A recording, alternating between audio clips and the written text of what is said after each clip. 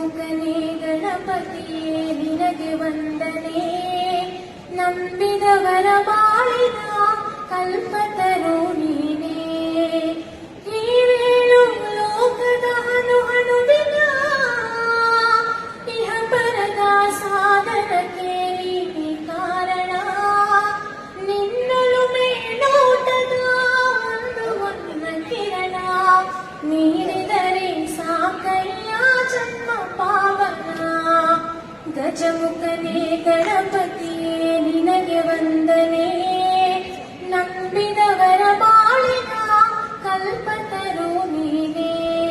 ಗಜಮುಖನೇ ಗಣಪತಿಯೇ ನಿನಗೆ ವಂದನೆ. ನಂಬಿದವರ ಬಾಳಿನ ಕಲ್ಪತರು ನೀನೇ.